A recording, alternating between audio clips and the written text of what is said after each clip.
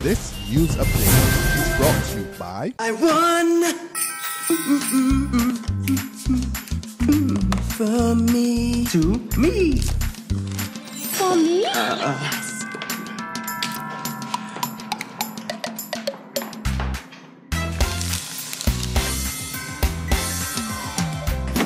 You don't need speakers, right?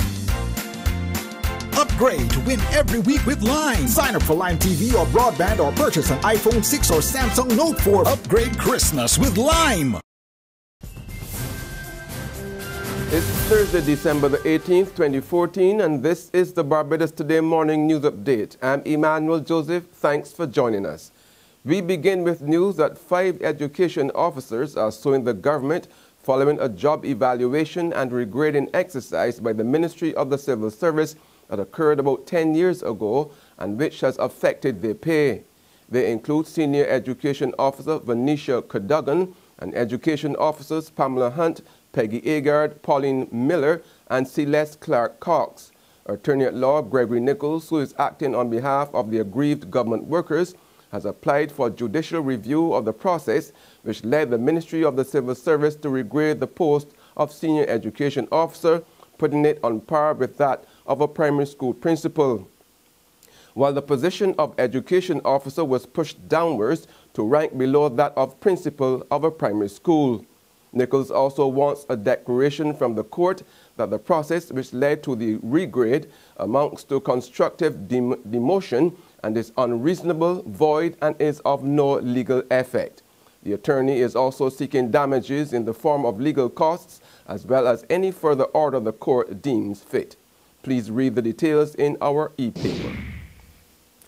The president of the Barbados Investors and Policyholders Alliance, June Fowler, blasts the government for failing to keep its promises to empty-handed policyholders. On the heels of news that CLICO's judicial manager, Deloitte, is now moving to liquidate the company, Fowler tells Barbados Today the move will result in vast losses to policyholders.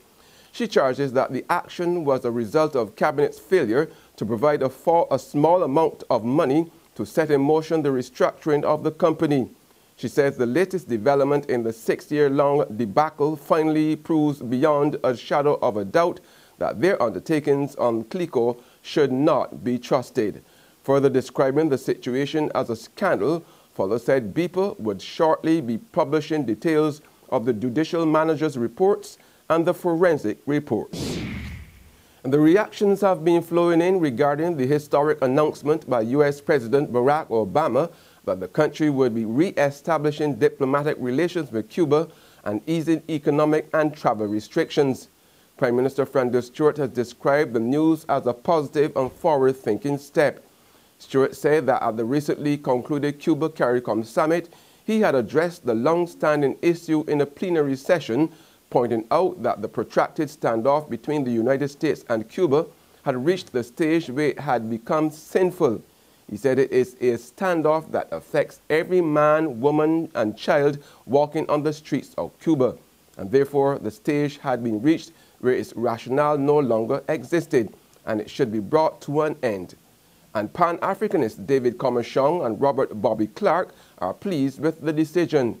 Commercion said this was good news for the Caribbean in general, since some regional states as far back as 1972 established diplomatic relations with Cuba, making it very clear that the stance taken by the U.S. was wrong.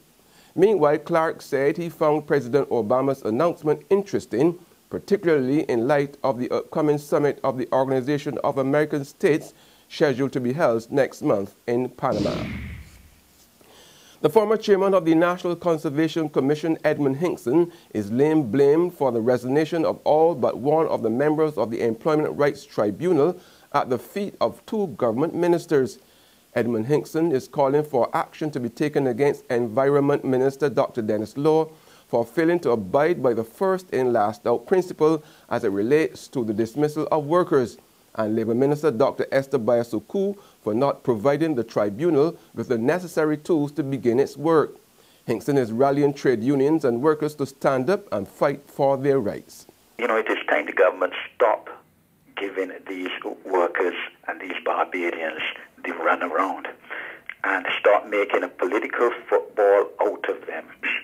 have been sacrificed enough at the stakes of this government on the basis of political expediency. And this is really a watershed moment for the public sector workers of this country and for their union representatives. The opposition MP described the resignations of the worst possible news for thousands of retrenched public servants, with Christmas just 7 days away.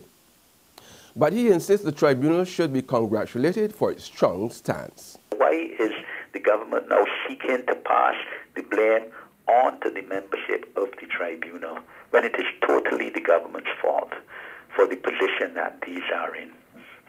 And really and truly, we have to, in my opinion, reach a situation in Barbados where ministers must do the decent thing and resign, and if they refuse to do so, a prime minister must take decisive action and relieve them from their cabinet positions in the interest of the people of Barbados.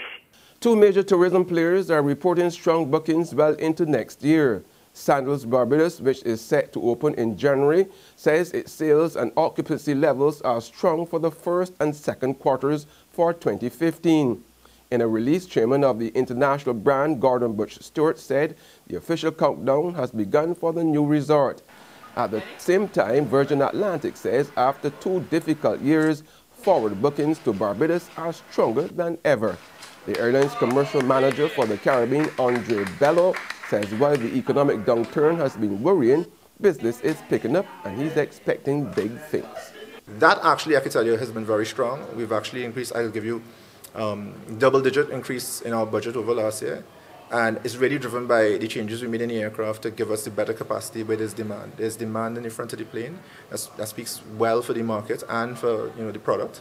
And so when we look at forward bookings from the UK, my job is really bookings out of Barbados. So that's what I have a really strong handle on, and we've seen an increase in Barbados, pretty much the strongest increase across the Caribbean here in Barbados. Barbados alone, I can give you a number, it accounts for 54% of our market here in the Caribbean. It's a very strong market for us, and we expect it to grow. I'm forecasting growth next year. There's regional and international news after this short break. Hi, I'm Red Plastic Bag. Anyone who knows me knows I don't like cold.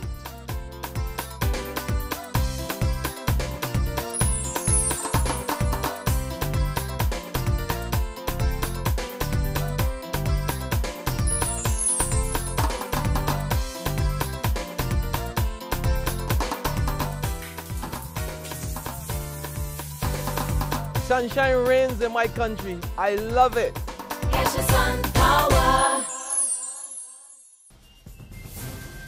To our regional neighbors now, the Antigua and Barbuda government prohibits 6 countries from accessing its citizen by investment program. Nationals from Afghanistan, Iraq, North Korea, Somalia, Yemen, and Iran who reside in their homeland will not qualify for the program. The cabinet has also agreed that no one who has changed his or her name will be allowed to have an Antigua and Barbuda passport under the initiative. The government explains that the action was taken to safeguard the integrity of the program.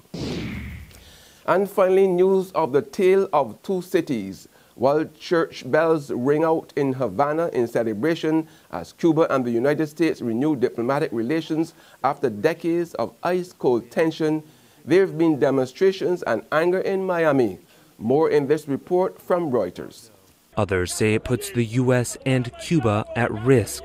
I think we don't need to pay that high a price. The U.S. is a big power. It needs to continue functioning like one and tighten its pants. I think Obama's pants are coming loose. Miami Mayor Tomas Regalado. Cuba is still a terrorist nation by the State Department standards, but I think that the most important thing is that you expect that you get something in return for all the things that the United States is trying to do in Cuba. But it may not all be smooth sailing for Americans wishing to travel to Cuba, as lifting the decades-old trade embargo would require U.S. congressional approval. And that's our Barbados Today morning news update. We will be back again this afternoon. Until then, remember to log on to www.barbadostoday.bb, subscribe to our e-paper and email updates, or like us on Facebook. You can also catch us on Izumi Media in bus terminals or Screenplay supermarkets and gas stations near you. Also tune into Channel 101 on Lime TV to get all the latest news and sports. I'm Emmanuel Joseph. Have a fantastic day. This news update is brought to you by... You got an upgrade for Christmas. If you're feeling lucky, you could win some money. Upgrade for Christmas. $200,000 in cash and prizes. With Lime, you could win some money. It's Lime's Christmas lottery. 250 winners this Christmas, oh yeah. Sign up or upgrade to super fast broadband, Lime TV, e-billing, a data plan. Top up $15. Purchase a handset or text 4263 to enter. Upgrade for Christmas.